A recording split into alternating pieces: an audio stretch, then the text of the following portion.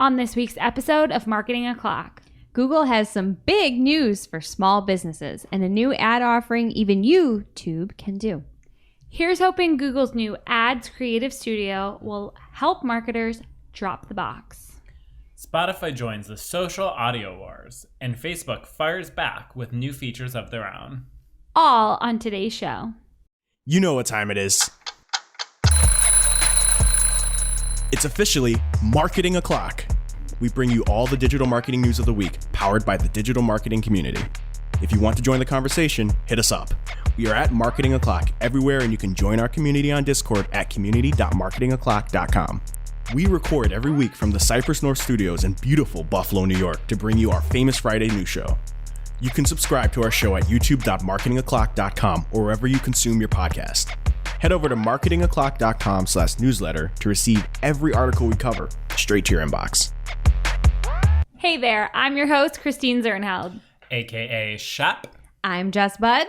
And I'm Mark Salsarelli. And it is officially Marketing O'Clock.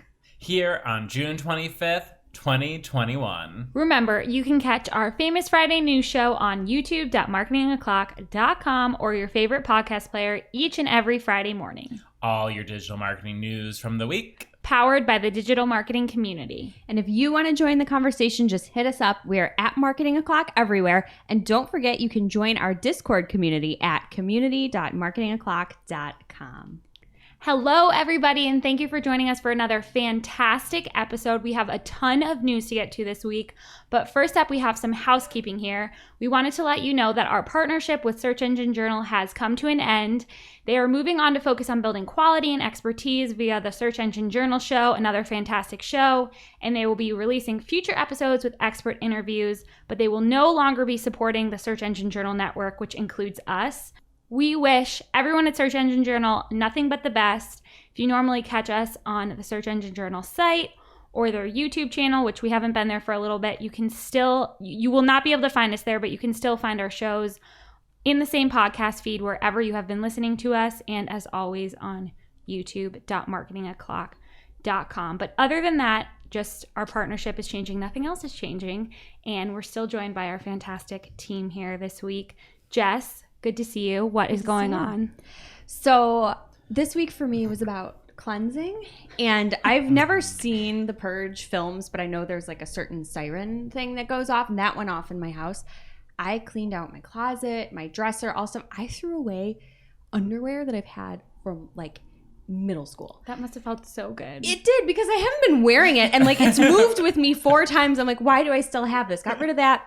Remember those snap pants that like snapped all the way up the side? Please tell me that you didn't get rid of them. I had to, because they were snaps all the way down, but a button at the top, so they would stay on when like the terror kids would try to terrorize those are back in. Probably, yes, but my like mine were broken. Has a skirt with buttons on the side. Like, you should have just given those pants to me. You should have called us. I know, but you know what I'm talking about, right? The athletic pants that snap they're all the way up. Cool transit breakaway pants. Yes, they're not zip-offs. They are buttons. They are cool. Like, you just like walk into the room. It's like, I'm doing an outfit reveal. I have another outfit underneath this outfit. Mark, what's new with you?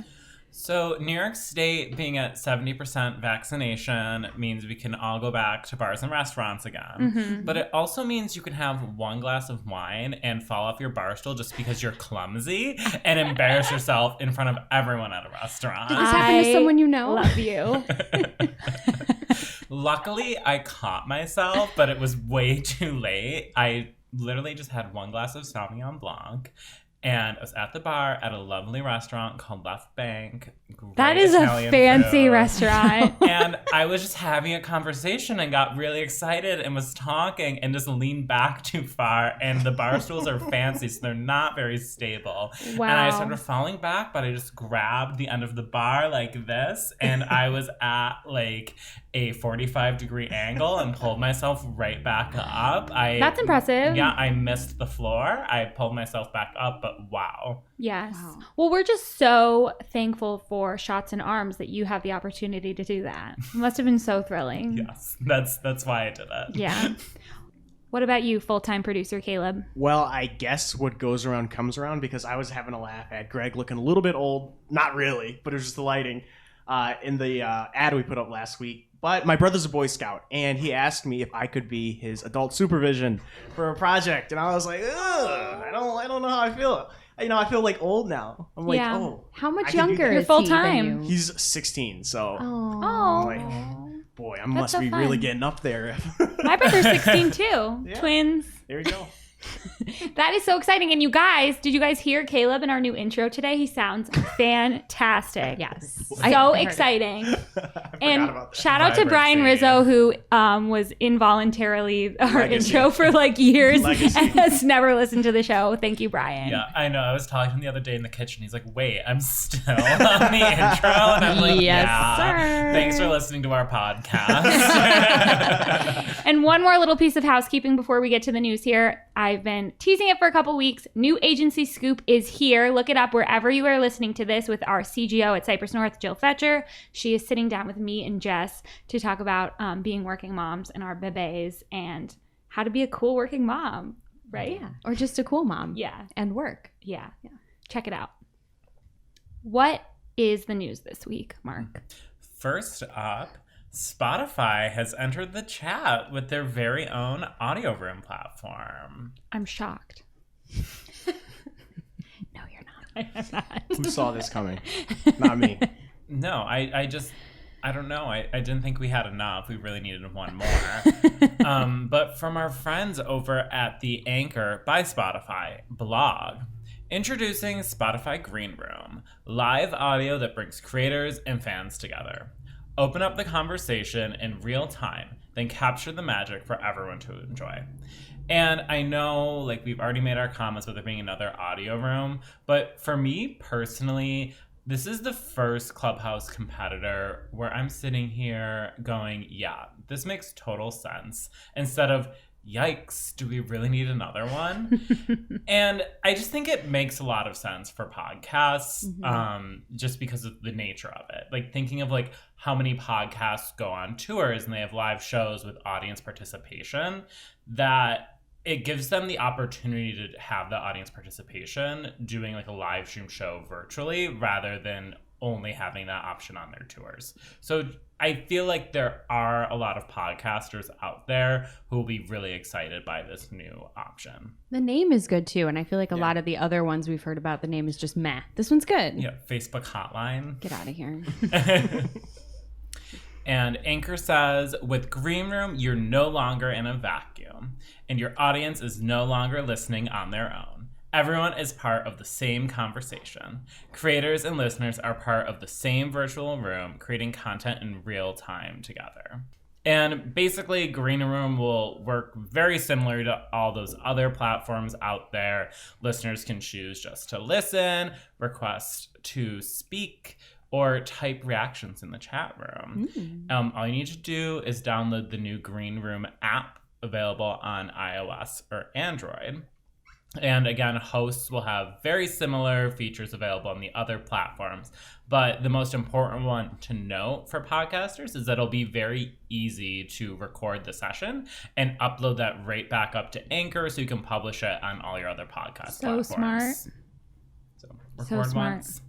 This one definitely makes the most sense. You're right. Mm-hmm. Yeah, I'm a big fan of this. I just think of all the different podcasts that have like fan contributions when they go on the road, and they'll be able to do this at other times now.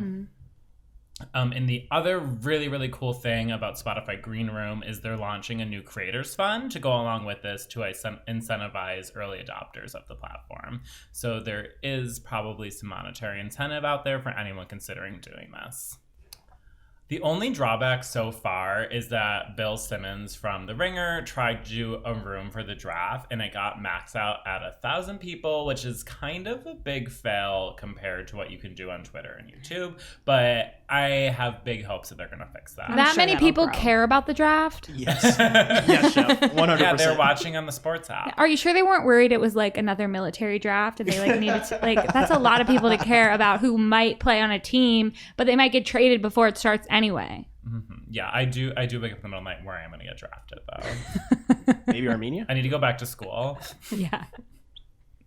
But that isn't all that we have today here in the audio space. Okay. So just as Spotify is making a play into the social audio space, Facebook's launch of Audio Space in the US is also accompanied by a new podcast feature. So they're really coming for each other here. From Sarah Perez of TechCrunch, public figures, select Facebook groups, and an initial set of podcast partners will have access to live audio rooms and podcasts on Facebook in the US.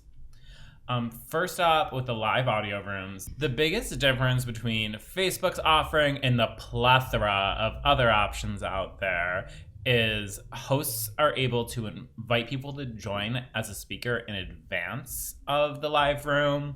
There can be up to 50 speakers, and there's absolutely no limit on listeners. Friends of listeners are automatically notified that their friend is attending this live stream, so it can expand your reach. But it'll Until probably you be... get the notification, Jess. Yeah. Ouch.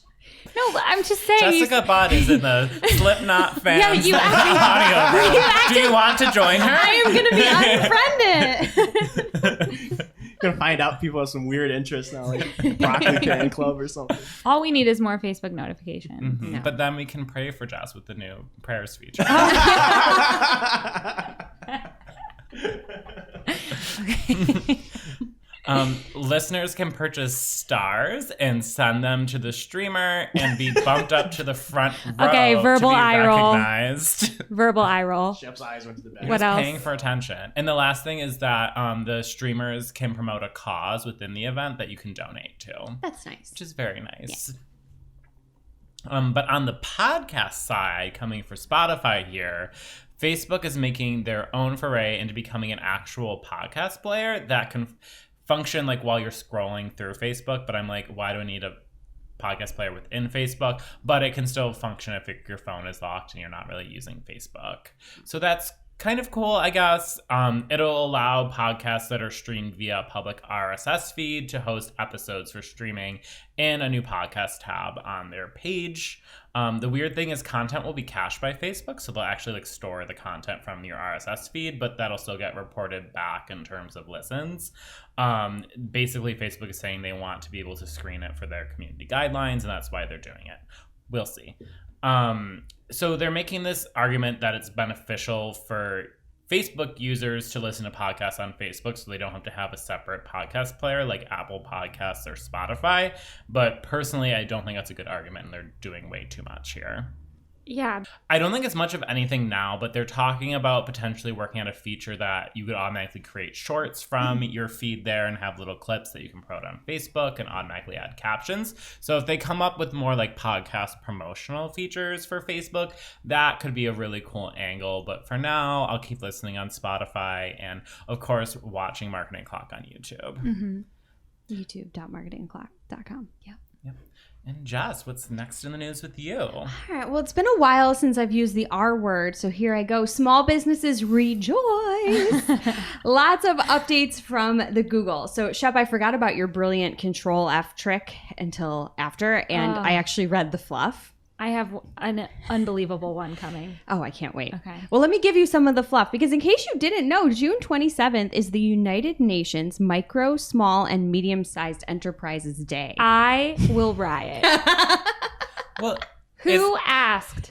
No one, and I didn't know that was a thing, so... isn't that an oxymoron? I thought enterprise meant large business. Oh. So like It it's like sounds like a micro joke. enterprise? Yes. It sounds like a joke. That's a good point. You guys can take that up with the UN, okay? So we're going to move back to Google, but I just wanted to make sure everybody knew what was at the top of the article. So in celebration of that and of small businesses in general, Google is dedicating a full week to the support of small to medium businesses with their own International Small Business Week. And this includes their first ever YouTube Small Biz Day, B-I-Z, which is on Thursday, June 24th. So as of recording, it hasn't happened yet, but by the time you're listening to this episode, it will have. So just stay tuned for next week. If there's any big news from that event, we will make sure to bring it to you.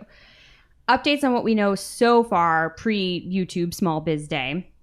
There are new ways to showcase what you offer from your Google My Business profile, like accepting food orders or listing out specific services such as eyelash extensions and beard trimming. Ooh. I want both of those. Yeah, and those are Google's examples, by the way, not mine, as much as I love those things.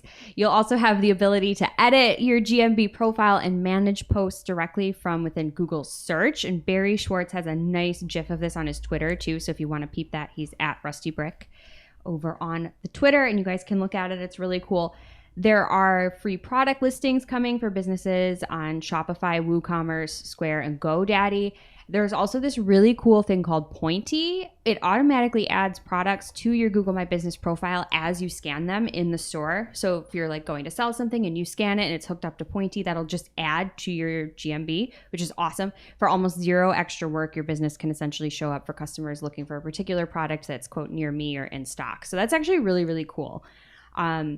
They're offering Pointy for free to eligible retailers through the end of September. So if that sounds like something you're interested in, definitely check out the link in our newsletter or Discord to get in on the offer.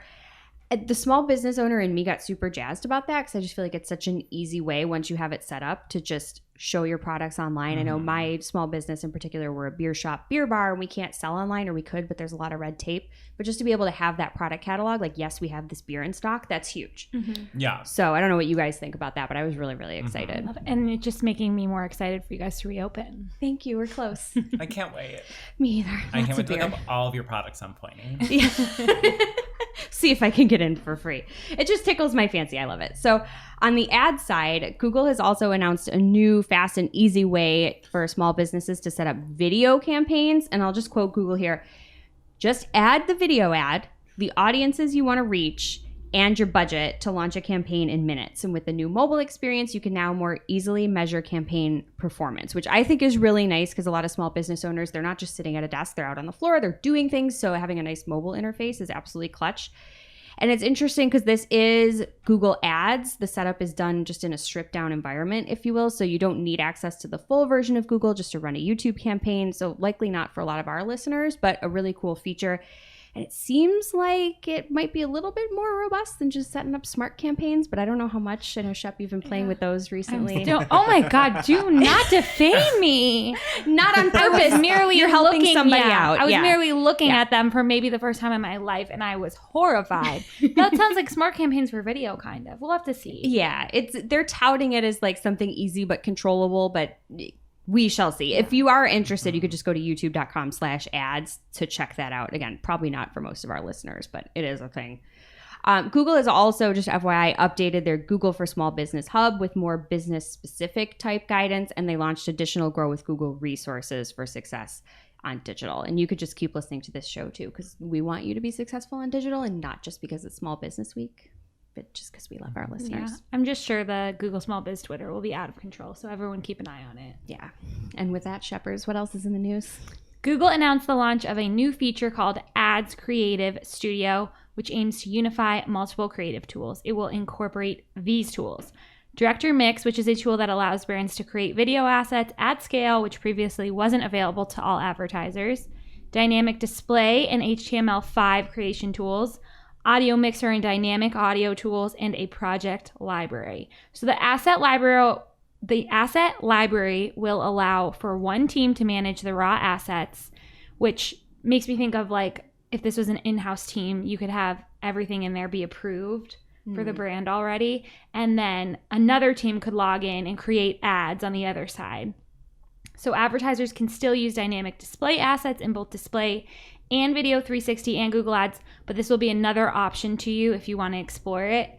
Once ads are created, they are able to be exported to Google Ads, Display and Video 360, and Campaign Manager for 360 use. Like I said, I think this seems great for in-house teams. I'm not sure about like an agency because I feel like I don't know how it would work with multiple clients. It's like something we could explore. But it does seem cool that you can have all the assets there, you know they're approved, and then marketers can go in and build whatever they want with them and test a bunch of different combinations. Yeah. Which that guy from the Facebook and Tales of PPC Reddit, the Facebook, he said that was his secret to scaling. So try it on Google. Just a bunch of different ad creative variations.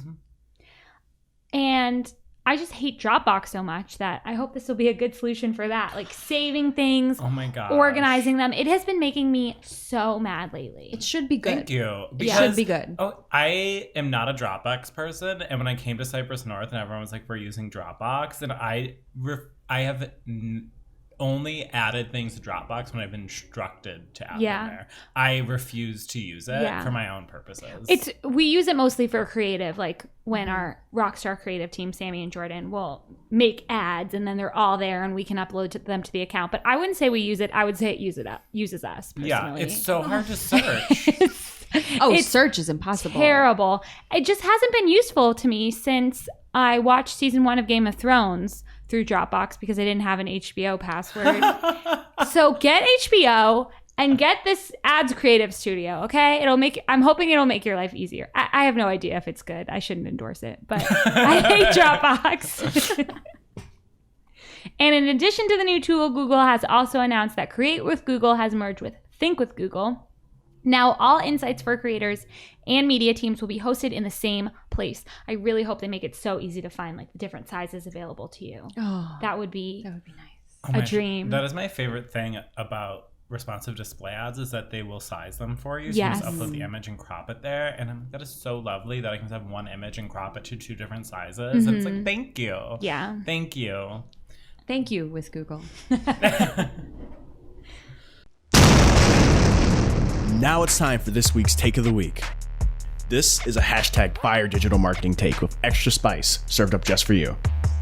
We simply deliver the take for your consumption. We give no opinions, we don't influence, you make the call.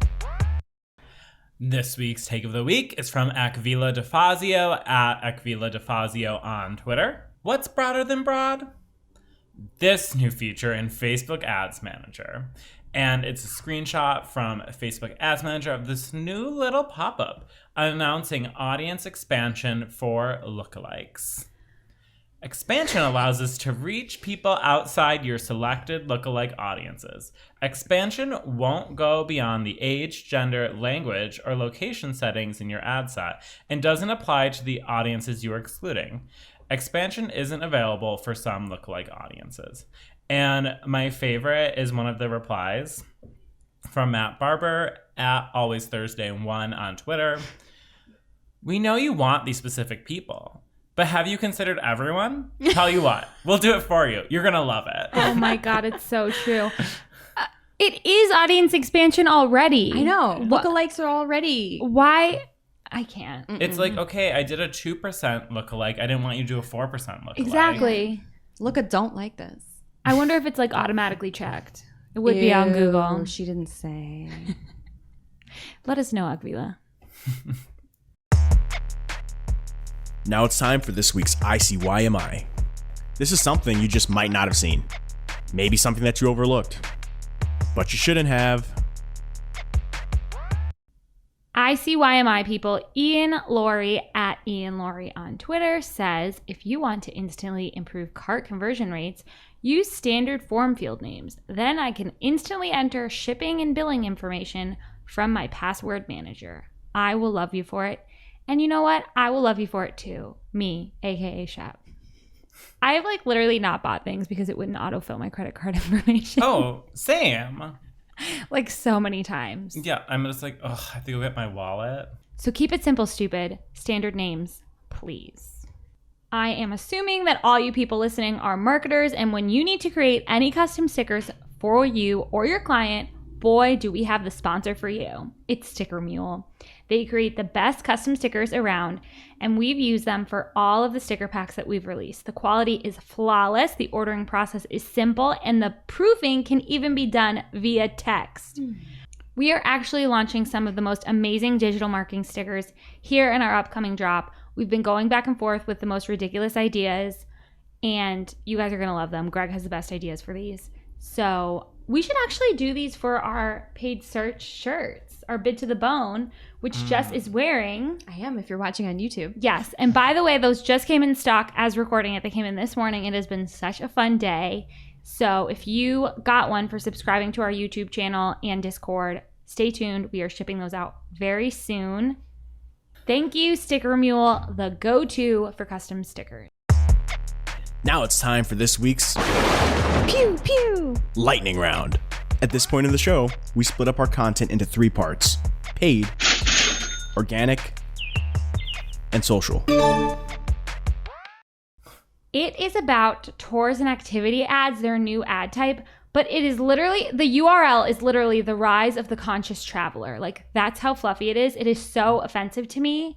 And it's like 4 articles about trends in traveling and how they're coming back. We know. Tell us about the ad. Literally, the whole article is in the screenshots, you guys. I'm so upset about this.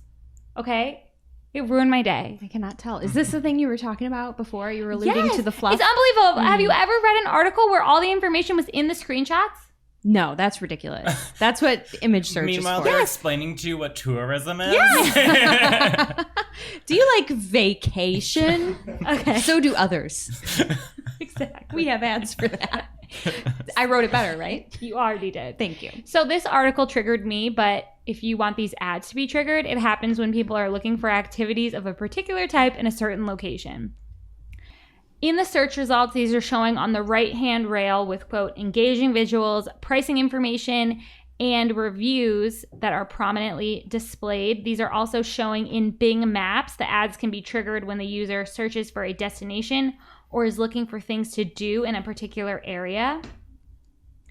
And tours and activity offerings on Bing Maps are triggered by hovering over Maps landmark pins. I'm scrolling through the screenshots, you guys, because it's all the information. I couldn't copy paste. And in the Bing travel guide, which is apparently a thing, the ads appear in a carousel under the header image and destination description. So these are awesome. I love the idea. I'm sorry. I'm just really upset about the article. It's fair. Thank you all for listening. I'm here for you. It's cathartic for me. And from @Robert_Brady on Twitter, he says, anybody ever seen this? Over 13,000 spent on a keyword in the last 30 days for Google Ads and no quality score showing. And he has it in his reports here that there's no quality score showing for these terms. Ginny Marvin replied, our ads liaison, and she said, hey, Robert, this can happen when keywords don't have enough exact match impressions. Additionally, keywords need recent exact match impressions to maintain a quality score and may turn back to null when there isn't enough recent traffic. I don't understand. Like, that makes it sound like there should never be a quality score for phrase match, kind of. Yeah, especially when you're spending $13,000 on a keyword. It's not like you spent $5. Yeah. Insignificant, Mark. It's just, and with close variants, like, you could match any. I just don't. I would like some more clarification. Like, thank you, Jenny. This is very helpful. But what are you doing, Google? Yeah. Like, we might as well not even have a quality score. Word. Oh, I shouldn't say that because that'll be next. Yeah, don't. And from Facebook's Boz @BozTank on Twitter, BOZ. Have you guys heard of this guy? Not until now. I can't believe we haven't talked about him before. No. He's a big deal. He is the VP of Facebook Reality Labs. And he is really serious. Like, this is his screenshot that must be like his avatar in the virtual world. This is not reality in this picture. Absolutely not. Like, it's like, okay, like him in this button up, but then the like jacket he's wearing is the tuxedo from the Tuxedo t-shirt. Yeah. And we were just talking about Annie. Like, he's like kind of channeling some Daddy Warbucks vibes. Is that the bad guy in Annie? Spoiler alert. I'm not saying a word. Watch Annie, Jess. I will not. I cry enough. Also, Not is even a smidge?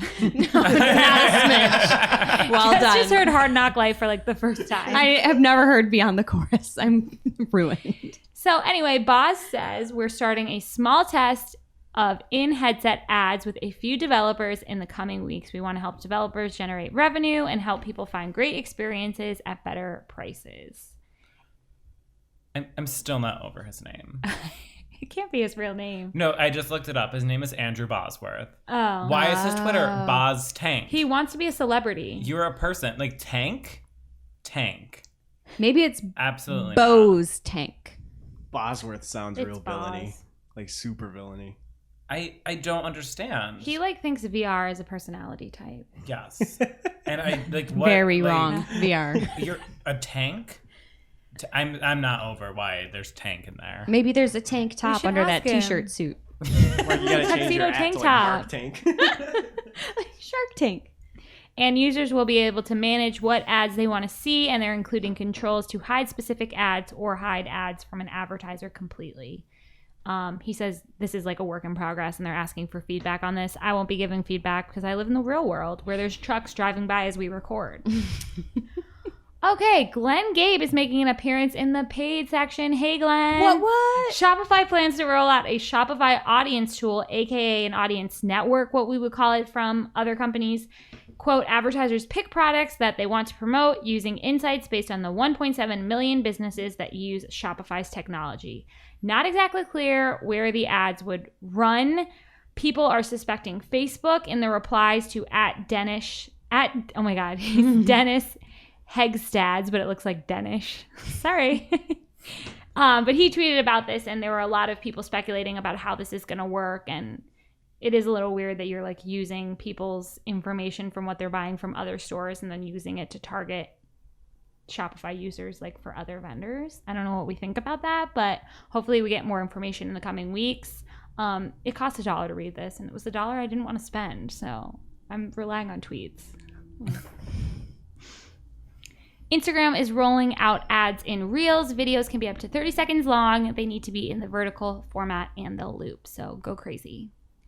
From Carolyn Leiden, Google serves 48% of all ad traffic on fake news sites, according to a new study from researcher Leah Bosworth and Karen Budak at the University of Michigan School of Information, more like School of Misinformation.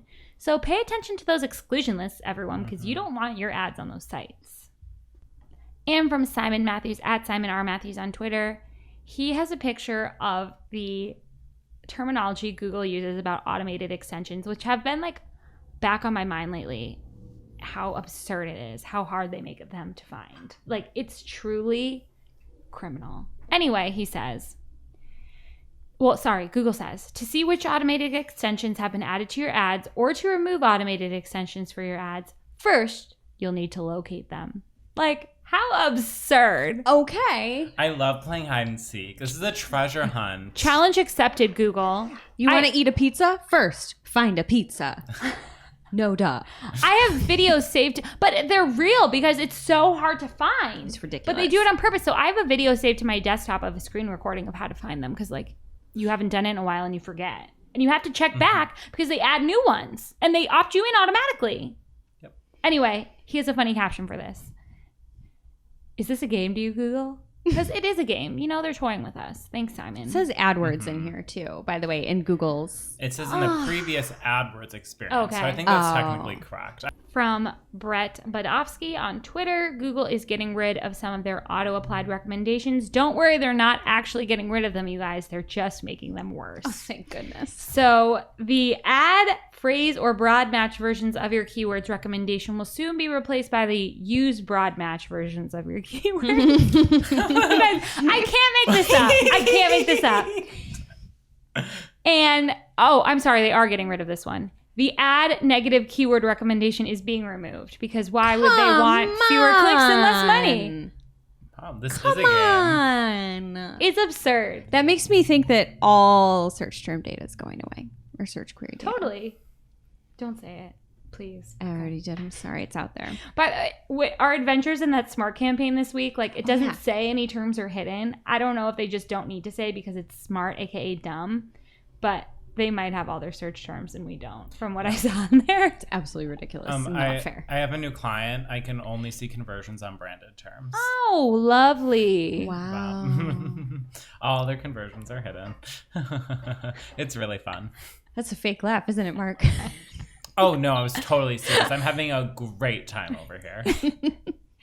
From Barry Schwartz for Search Engine Land, Google Merchant Center has a new policy for sites with inconsistent availability between the landing page and the checkout pages on that website. The policy is your Merchant Center site may be suspended, so fix that now, people.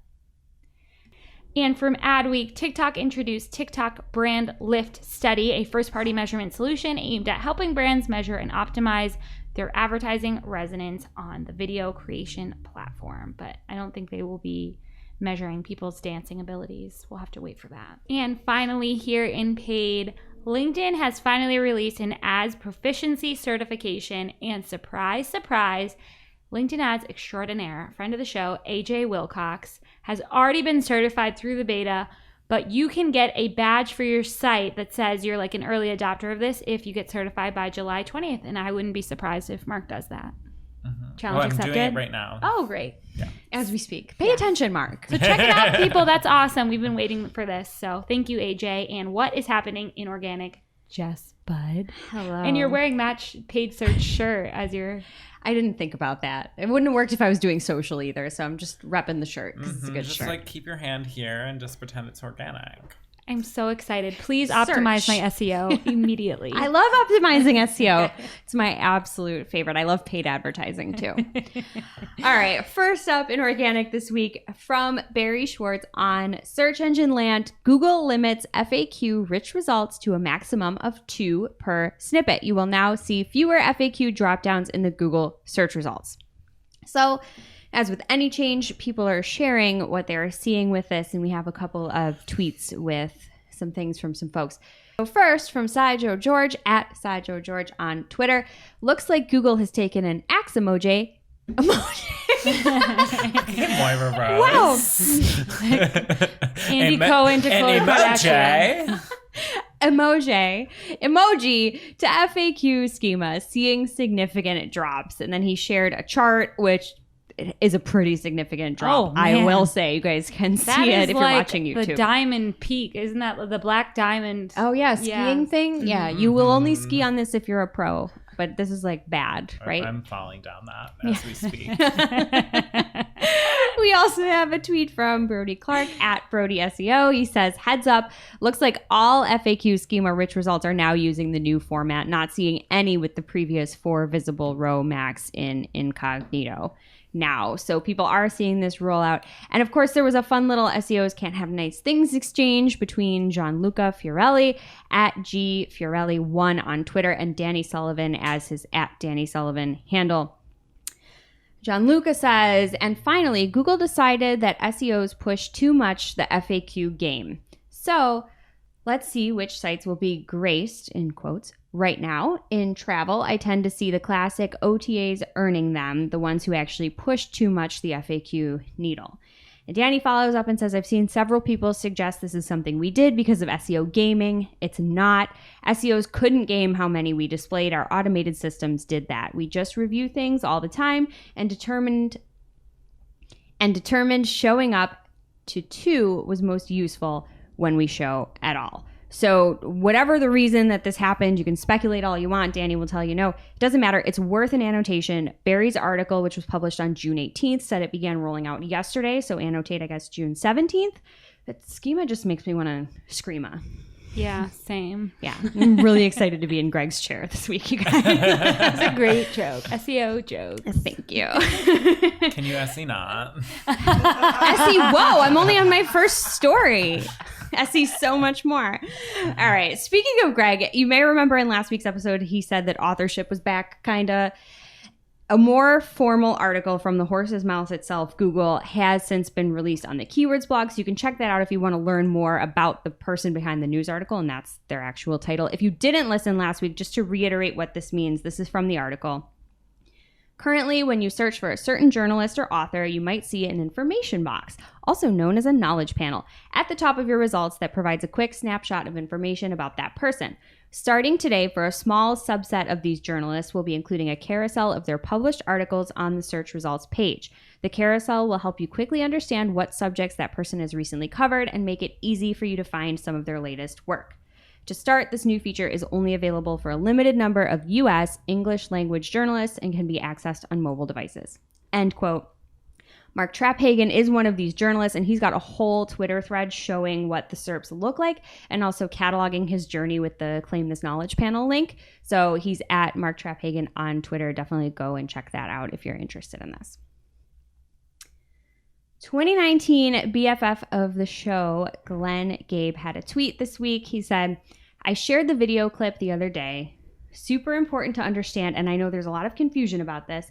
Google has explained many times there are site level signals they use, and I have shared many videos over the years of Google's explaining this. Happy face. Not an emoji, just straight up colon parentheses. Of Googlers. Oh, Googlers. Yeah, because it's Excuse a me. personality Yes, type. Yeah. You're right. Googlies. Thank you. Thank you for that correction. So this was referencing an article that he shared from Barry Schwartz on Search Engine Roundtable, which was Google. Quality is a site level signal. This is a lightning round, so I'm not going to get into this, but Glenn, Barry, and John Mueller in the embedded video do a far better job explaining this than I would anyway. It is worth reading and watching if you even just breathe near an SEO. There is a difference between page signals and site signals. Just watch it. Mm-hmm. Read it, watch it, learn. And I may be breathing near SEO this week, but I still get to cover something from social media today. YouTube adds new control options for shorts, remixes, test shorts analytics in the main app. And these new options come as shorts continue to roll out to more regions. But I will tell you where YouTube is not rolling out, or I should probably say where TikTok is rolling in, and that is VidCon.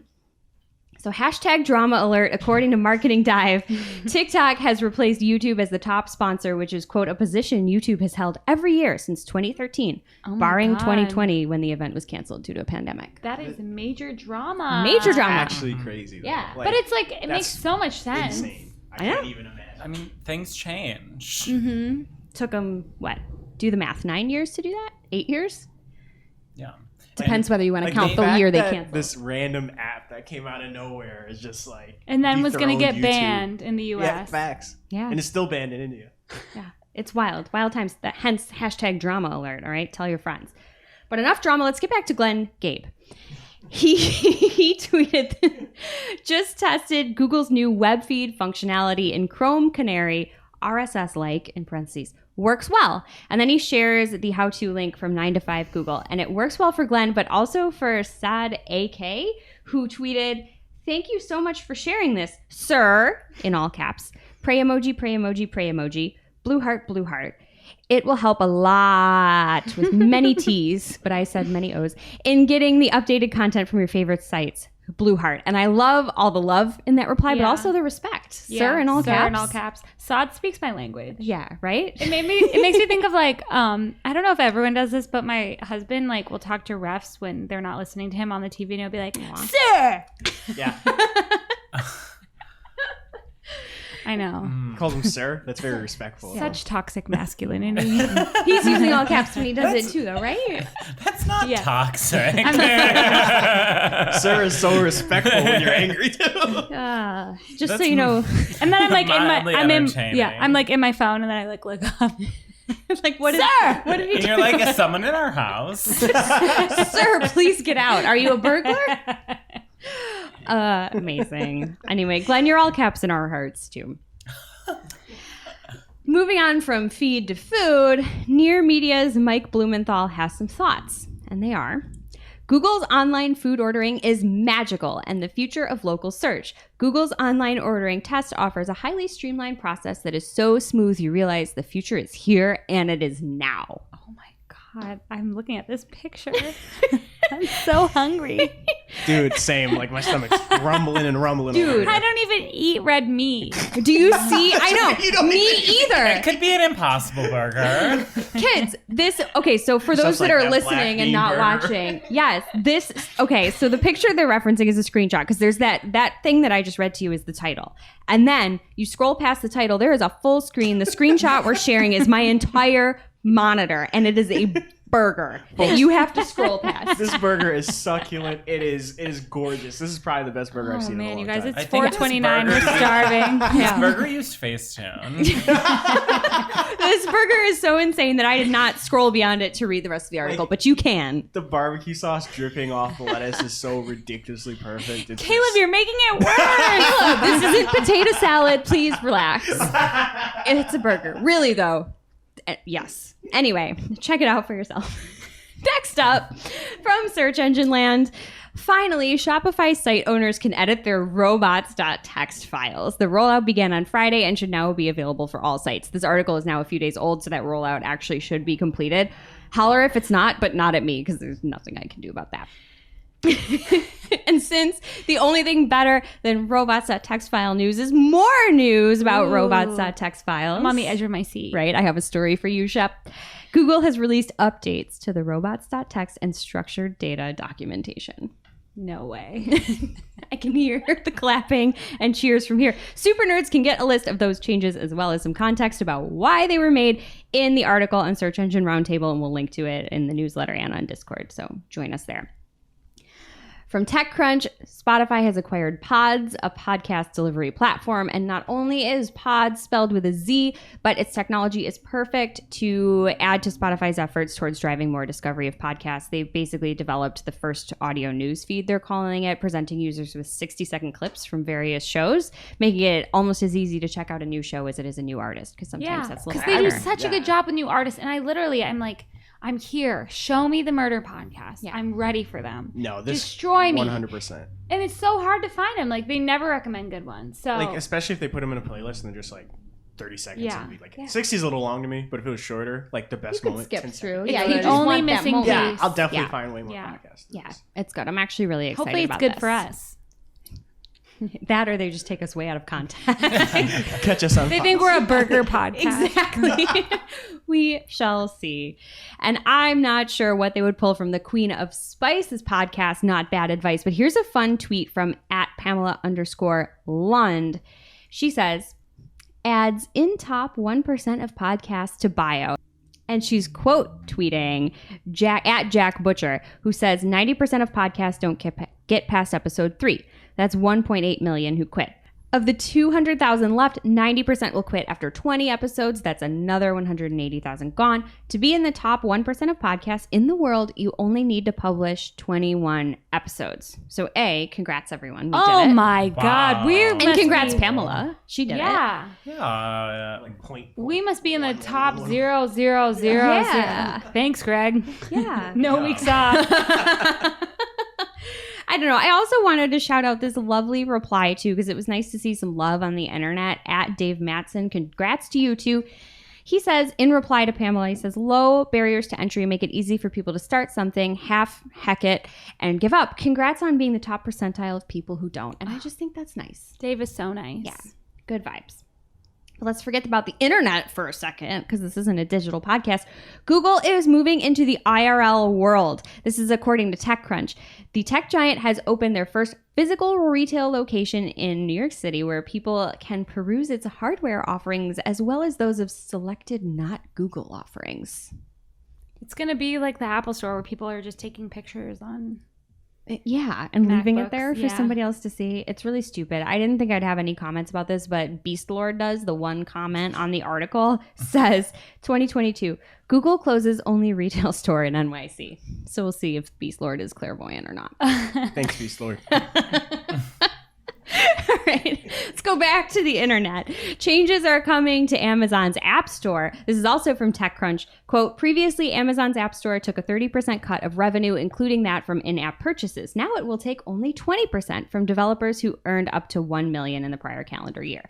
They also go on to say that developers with less than $1 million in App Store revenue in the calendar year will receive 10% of their revenue as promotional credit for AWS services. So nice to see that commission decrease. I like that. Speaking of nice to see, as anticipated with the page experience update, the Google Top Stories carousel is now showing non-AMP listings. And if you don't feel like looking for this in the wild yourself, you don't have to. You can check out the Search Engine Land article for a screenshot, or if you're watching us on YouTube, we've got it up in the video as well, so you can see that.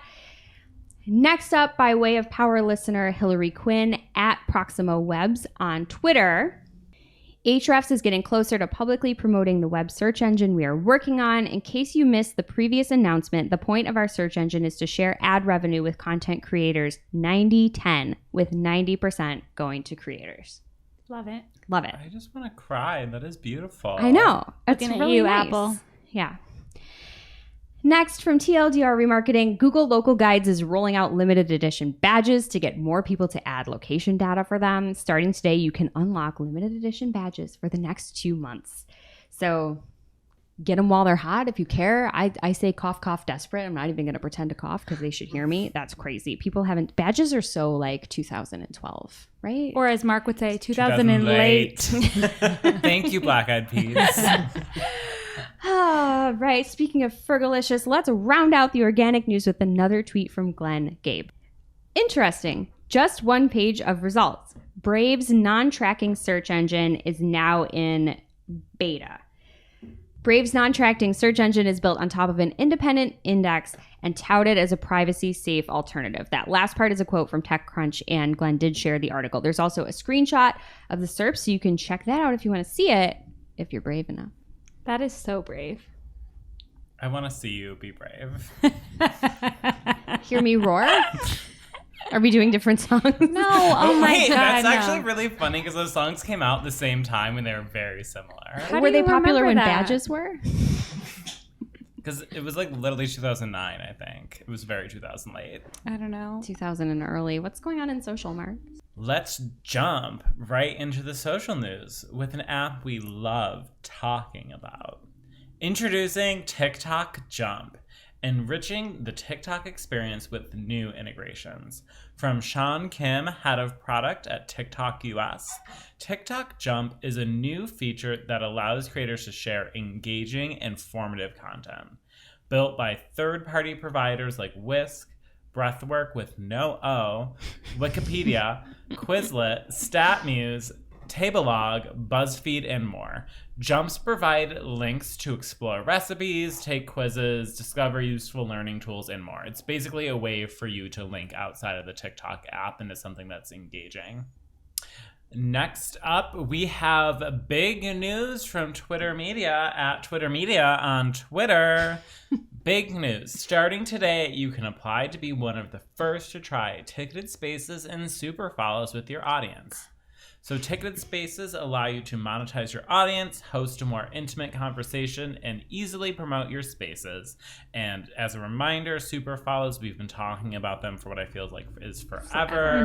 Allows you to earn monthly revenue, take a relationship to the next level. So we're defining this Twitter follow relationship, I guess, and customize what you offer in charge. It's complicated. And by its compliment, I mean I'm not paying you for your tweets. And next up in the Twitterverse, from Twitter at Twitter on Twitter, Oh my God. I love it. please stop posting screenshots of your tweets on IG stories. You can now share tweets directly on iOS. And then there's a hyphen management. That's cute. And I love this because I'm always I see screenshots of tweets on Instagram stories and I want to go and reply to that tweet or quote tweet it. This is for the meme lords, right? Yeah, that's me. Just kidding. I think he's related to Beast Lord. Straight from Zuck's Facebook newsfeed to your earholes. New commerce features coming to support businesses and make shopping easier. Shops on WhatsApp and Marketplace, Instagram visual search, and shop ads. More detail in the comments. And what are the comments you might add besides people sending nonsensical replies to Mark Zuckerberg to help them with their Facebook Messenger? Instagram visual search helps you discover products based on images that inspire you. I'll use it to find more great t-shirts. Laughing emoji. Oh, come on. Shops on Marketplace. So cute. Is that the word we're going to use for that? Okay. Yeah, until he's throwing spears Oh, at you. I forgot to tell you guys, I watched the spear throwing video on my TV.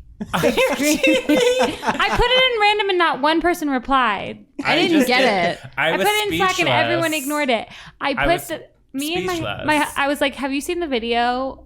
Eddie, aka Stats and Infosar, aka my baby daddy. I was like, have you seen the video of Mark Zuckerberg throwing spears? And he said yes. And I said, okay, let's watch it again. And we put it on the big screen TV and watched it. Anyway, shops on Marketplace. More than 1 billion people use Marketplace each month. So we're making it easy for businesses to bring their shops into Marketplace to reach even more people. And about all the comments were people reacting to getting scammed on Marketplace, which was interesting. But no pictures of dolls. Or gray t-shirts. Mm-hmm. Shop ads. We're launching new ads to personalize the shopping experience and point you to a shop's curated collection. And lastly, shops on WhatsApp. Soon you'll be able to view a shop in WhatsApp so you can chat with a business before buying something. Businesses only need to set up their shop once to have it work across Facebook, Instagram, and WhatsApp. And that is great. One and done. And that's not the only exciting Facebook update for e-commerce marketers that we have today. From Daniel at Foodog85 on Twitter. Big news from FB/Shopify. we wanted to reach out to share an exciting update on Shopify's integration with Facebook's Conversions API. Starting on June 30th, 2021, Shopify will enable customers to send all of the events that are currently sent via Shopify's native Pixel integration with Conversions API. If your client is already using Conversions API through Shopify, there's no additional configuration will be required. Additional events will be sent automatically for Shopify merchants who have already enabled Conversions API. And we just love to see things working great together. Mm-hmm. And I'm just very thankful for Facebook for being nice to us Today. In this one story. There's a couple nice stories for Facebook, and I actually have one more story of Facebook being nice to us. Okay, I'm ready. And it's coming from social media follow of the year 2020, Andrew Hutchinson at AD Hutchinson on Twitter. Pay attention to us. Be our friend. Facebook adds a range of new group admin tools, and there's 3 big changes here. First, conflict alerts to help detect potentially problematic exchanges, and that is to be so entertaining as like a page admin to get these notifications now of the fights that are going on in the comments. No thanks. Improved comment moderation processes, and an updated overview dashboard to highlight group tasks that require attention. Pay attention to us, Andrew. And keeping it with Andrew Hutchinson, hello, are you out there? Of social media today. Instagram appears to be working on a couple of different experiments aimed at boosting interaction in the app. First, there's new fan club stories, which is like another layer of like your friends only stories, which would enable users to post exclusive stories content that can only be viewed by members of a fan club, and they cannot be screenshotted. And the use case they gave is like if you have like paying followers who like pay you through Patreon, you can put them on a list and they are the only people who can see those sounds stories. Sounds like OnlyFans. Okay, sorry, moving on. Yeah, that's accurate. And the second is Instagram is testing into the NFT craze with new collectibles story types. And in their example, you can bid on an image of a cat called Colorful 2 that is in Mark Zuckerberg's story. But would you? Yeah, I'm paying $1,024 for a picture of this cat that Mark Zuckerberg. I'm also not giving Mark Zuckerberg any money directly. Like, that is insane. Goodbye. You don't want to pay for his axe throwing videos? Not right meow. We need to finish this up. Rounding out the social news this week from Brian Menegas of The Verge, Clubhouse accidentally leaked its own new private messaging function called Back Channel, as seen in several tweets. The function will enable text communication rather than audio. I'm like, oh, I thought we had an audio app. You're coming back to text now, Clubhouse? It was not listed in the app release notes, so this was definitely an accident, and it looked very unfinished from what we saw in the tweets before it was quickly removed from the app. And we have a tweet from Brian Fonzo at iSocialFonz on Twitter. Wow, looks like accidental update of Clubhouse enabled in-app back channel and switch of sidebar and full experience. Seems it's rolled back now, but from what I saw, it was beautiful. So you go to on stage to move to hallway to hit arrow to back, and then back channel popped up. And from what I saw of it, like you got there, but then there was like nothing. So very interesting. Good catch there, Brian. Thank Beautiful you. Is a really strong word for this. Yeah, If you especially like when everyone's beige. like, it didn't look finished. Looks finished. There's nothing there. They did it. He's really into 75% done. DMs. And that brings us to our real life segment. Straight out of our accounts and into your ear holes. It's time for working hard or hardly working. We have been reporting for a while that YouTube was going to show ads on unmonetized account, and then it was actually happening. But this week it actually affected like us, and I'm just shocked. So our Cypress North YouTube account does not have a lot of followers. I don't have it in front of me, like in the hundreds. And we just use it to host videos mostly, like something that we would have on our site. We put most of our like content where we're trying to really make it work for us on the Marketing O'Clock channel. But there was an ad for another agency on it this week. And I think it is crazy that we don't have monetization even as an option because we don't have enough subscribers. But then you're going to show an ad for our competition before you can watch one of our videos. And we're looking for solutions now for recommendations for how our clients should host video because it's really criminal. It's out of control. Mm-hmm. I can't believe more people aren't talking about it. No. Hashtag drama alert. Yeah. It's not cool. I know Ahrefs needs to make a video streaming service now. Not streaming, hosting service now with ads that go to creators. Love it. Yes, 90-10. And speaking of video hosting solutions for clients, I was using Wistia this week for a client that uses Wistia for their video hosting, and they do not use YouTube.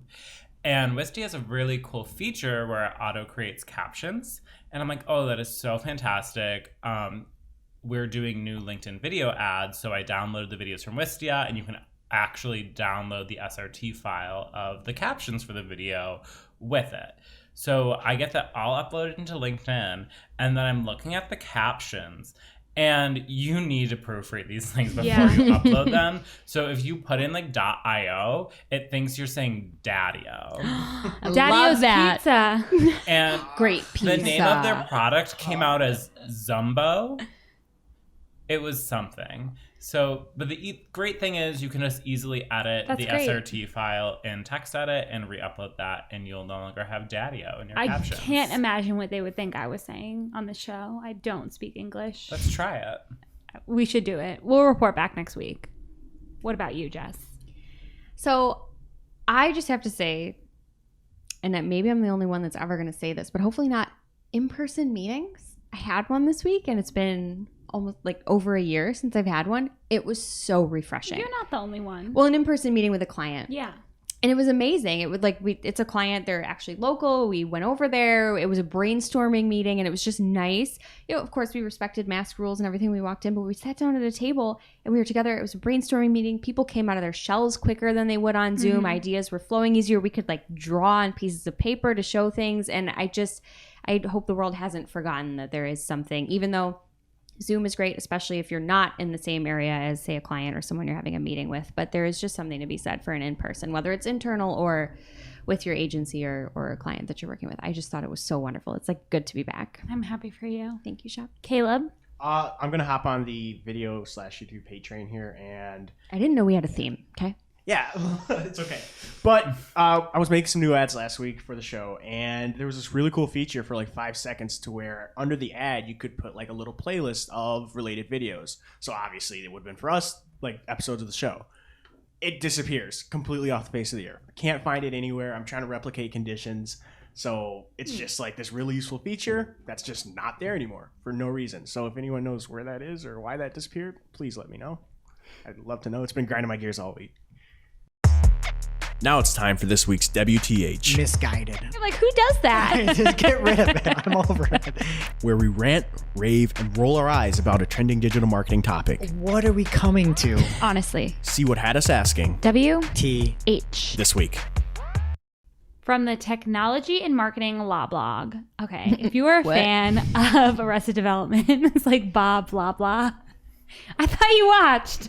No, but I know about it. There's a lawyer on it called Bob blah blah, and he would have the Technology and Marketing Law blog. Anyway, Ohio is banning competitive keyword advertising by lawyers. Quote, the purchase and use of a competitor, lawyer, or law firm's name as a keyword for advertising is an act that is designed to deceive an internet user and violates their new rule, which was outlined earlier in the article, and I don't need to reread it word for word because we're not lawyers here. The fact is, you can't bid on your competitor's name in Google Ads or Microsoft anymore. Hello, with close variants, there's no telling what anyone is bidding on anymore unless they're going to put it in their parameters, and this is just going to make everyone take it out. Like, yeah, and it's like, what are you going to do? Like, add all of your competitors as negatives? No, that's not recommended insane. anymore. But I literally have a new client and all their keywords were on Broad Match and all of their search terms were either their brand or their competitor's brand. For sure. And it's sure, like, don't bid on their competitors, but you're still going to end up showing for them. Why was this worth anyone's time? And I did some Googling, and they have crazy laws in Ohio. Like, I've heard, like, radio segments about, is it Ohio or is it Florida? I'm sure we have crazy stuff in New York, too. But there was one, it's illegal to wear patent leather shoes. You're going to take the time to make this law and not make the wearing of patent leather shoes legal again? Shep's angry because she has some white patent leather boots she wants to wear. Before Labor Day, okay? And the location targeting in Google Ads doesn't work either. You could have someone who's interested in a location. So there's no way for anyone, like all of the lawyers out there, personal injury attorneys, Jed, I'm looking at you, my favorite in Buffalo. You got to just stick to your TV ads and billboards because you can't do it on Google anymore. It's just illegal. It's absolutely insane. Hashtag criminal. And Caleb, as a former Ohioan, I just wanted a quick soundbite from you about what you think about this law. I think that now Ohio has 3 things we can be known for. We have the most presidents, Wow. LeBron James, and we ban competitive keyword advertising. The most presidents. Yeah, 8, I think. Wow. I knew things about Ohio, and those were not the 3. Yeah. Oh. LeBron James? You didn't know that? No. No. I knew LeBron James, Akron, right? Yeah. The river was on fire. That's true, the Ohio River. Okay, good things to come out of Ohio. Maybe. Caleb. Bad things. Well, I don't know. Crazy things, this law. There's just no right way to regulate it, and it was a waste of everyone's time. And now for this week's Cool tool. As a reminder, our Cool Tool segment is not an official endorsement or paid mention. We're simply sharing something we found in our travels that may be of use to our listeners. And is really, really cool. This week's cool tool is Keywords in Sheets from Andrew Charlton, aka @BirdieCharlton on Twitter. What is it? It's a website full of free Google Sheets scripts for SEO with templates and instructions on how to add them. The scripts can help you do things such as check the HTTP status codes and redirected URLs, check if a page links to your URL or mentions your brand, and much more. So go ahead and grab the link from our newsletter or the Discord community and check it out. This week's must-read article of the week is from Kelly Gordon of Nielsen Norman Group. How to draw a wireframe, even if you can't draw. If you're new to wireframing and don't know where to start, either because you don't know how or you are absolutely daunted by having to draw, this guide will set you up for success and put those fears at bay. Kelly shares everything you need to know, including important physical constraints to prevent overly obsessing on aesthetic details, a step-by-step process for sketching an effective wireframe, how to size the sketch to the correct aspect ratios for your design, and how to draw navigation, headers, body copy, images, drop-downs, and more. It even includes an example to help paint a complete picture of how to get this done. Thank you, Kelly. All right, that does it for today's show. It is now officially not Marketing O'Clock. Remember, you can catch everything from this show by signing up for our newsletter at marketingoclock.com/newsletter. And please be sure to subscribe on YouTube or your favorite podcast player so you don't miss a single episode. And we'll see you next week. Thanks for listening to this week's Marketing O'Clock. If you're looking for more information on today's topics, head over to marketingoclock.com/newsletter to receive every single article we covered. We share the news as it breaks in our Discord community. Head over to community.marketingoclock.com to join. And we'll see you next week. Welcome to this week's Shootin the Heck, where after our famous Friday news show, we don't talk about marketing anymore. We just shoot the heck. And this week, we will be playing a game that was brought into existence while I was out, and I haven't had the chance to play it yet. It is Guilty Pleasures, where we state some of our guilty pleasures, and everyone else can respond to them. And good luck, everyone, because I am a guilty pleasure, and I have so many. Like, I have a long list to choose from. Caleb will not be participating. He's just responding, I will right? be commenting. Yes. Yeah. Okay, so me, Jess, and Mark have 2 each. Mark, you can go first. Okay. So everyone knows that the purple Doritos are the best Doritos. The sweet and spicy chili. You could stop right there. Yeah. Oh, Cool I Ranch. didn't know that Actually, was that should guilty. be my guilty Okay, so pleasure. it's about to get guiltier. So, if you've never been to Buffalo, we have our own very special French onion dip. That's bison dip. And the sweet and spicy chili Doritos are delicious when you dip them in bison dip. It's horrid. Everything about that is horrid. You don't like the bison dip? No. It's very popular. People love to like bring it to a party and then it gets left in my fridge for 4 years and then it's moldy because I don't like it. All of my relatives who like no longer live in Western New York, they're like, oh my gosh, Yes. we just got a Wegmans near us, so now we can buy bison dip at Wegmans. Who cares? I love Get a bison new dip. food. There's so many better condiments. Wow. Caleb, what were you going to say? This isn't really that negative, but I don't like Doritos, but of all of them, I do like the purple ones. Like Thank the you. chili ones. They're I the don't know. best. It's just- No. But regarding French, I hate onions, so yeah, I'm on that. I'm missing out. I find the red bag inedible, and I know that is such a hot The take. original Dorito? Yeah, No, that's the best one. I am a Cool Ranch girly. Uncool Ranch. Okay, so my first, I have like so many, but some of them are like so niche that I'm like scared to say. Okay, I'm gonna start with when I have a candle burning in my home. I like to you guys, other people's are food. Mine are like weird things. I will like stick my finger in the candle wax. It's okay. And let it harden. Oh. And then I like love to like pull it off, and it's like a perfect imprint of my finger, and my skin feels so soft. And it smells good. That's the adult version of like the kid in kindergarten who covers Elmer's their glue. head in Elmer's glue. Yes, that was another one I was gonna have. Okay, so My I'm not a sister psycho. No, that's it's like a wax I mean, hand. you are, but my sister does that too. I think she doesn't. She won't say it, but she definitely did it growing up, and we can only assume she doesn't. Definitely now. I don't think sit she there. listens. Caleb thinks I'm nuts. I mean, I as a former teacher, a lot of kids would just like put the stuff on their hands and pull it off. So I thought you grew out of that. I don't know. No, but with the candle wax, it like makes your finger soft and smell nice. Those like essential oils? Yeah. Yeah. Okay, so I'm you with think you. it's fine? I think that's quite Okay. okay. I like that you admitted to it, feeling like super guilty, but it's fine. Normal stuff. Is it my turn? Yes. It is. I love that song.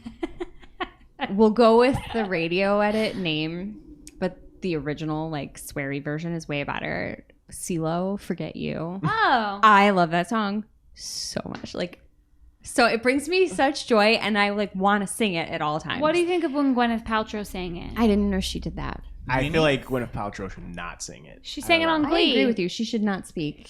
I She's don't on hate that Glee. song. I prefer the edited version, obviously. I mean, I just love like it's so upbeat, and then it's like heck you. Yeah, I love yeah. it. Oh, I love it. I love it so It's a much. good song. Thank you. everyone's guilty pleasures are not Guys, that we were bad. really like. I thought mine was This gonna is be my like- innocent pleasure. I Okay, suppose. Mark. So I have a habit of finding really like bad YouTube videos in terms of like quality or things that like don't make any sense and then showing them to my roommate, and then they become part of our like repertoire of quotes.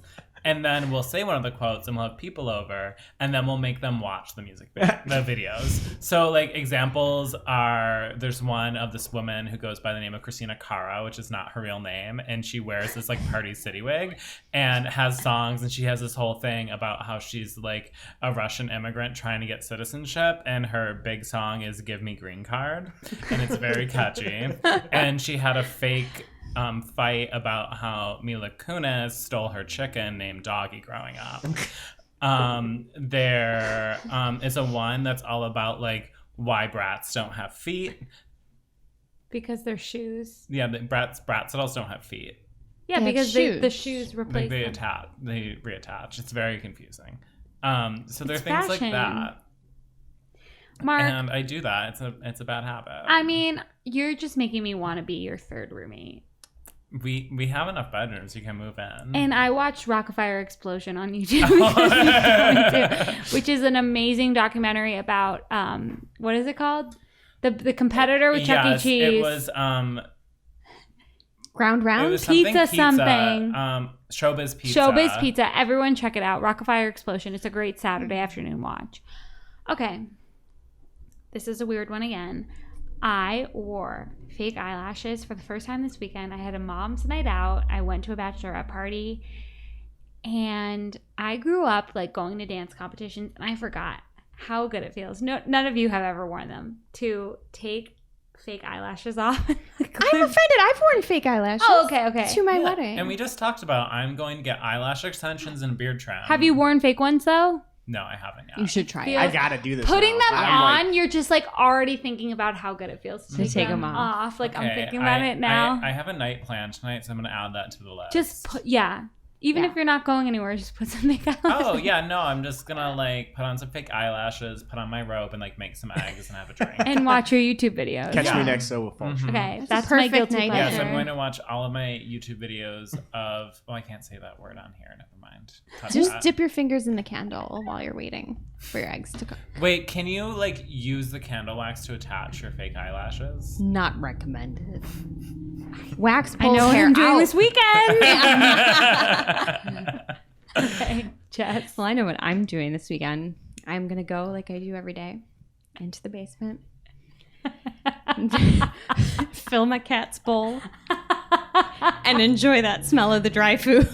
What? Oh, see, I thought I was going somewhere else. Because I really like the way dry cat food smells. What is Weird. it? Fishy? No, it's just like cat food. I I can't. totally thought you were gonna be like, Jack. oh, I like the smell of the basement. 'Cause a I'm lot of just- people Oh, like basements the are earthy, nice. Like you the know. musty. I like that I'm too. just happy you're not eating the cat food. No, I have not Okay, done that. this Yeah. is veering into judgmental territory. Really? What is the flavor of the cat food? Dry. It's like, I'll take a picture of it. It's got like this wild Is it cat like- on the front. Is it- I don't know. It's like poultry flavored. Poultry flavor. You gotta- don't Yeah. even That's eat what I mean. meat. You gotta try it. And I know, report but it back. doesn't smell like meat. It smells like dry cat food. Wet cat food smells like meat and smells gross. Smells like turkey chunks, if you remember those from school lunch. But like dry cat food smells a certain this way. is It's really dark. nice. I'm learning so much about I feel you. like this is like an addiction. I don't eat it, and I don't huff it either. I just like dump it in the bowl, and I'm like, oh, that was nice. I am signing up for my strange addiction. No, I don't. I'm not like down there for hours hiding from my family with my head in the bag. I'm just like, kiddies, this is for Anymore. you and for me. Bring some Catch in Jess and we'll on smell it. TLC. I will. I'll bring it in. Okay, well, Jess is a freak, and we'll see you next week.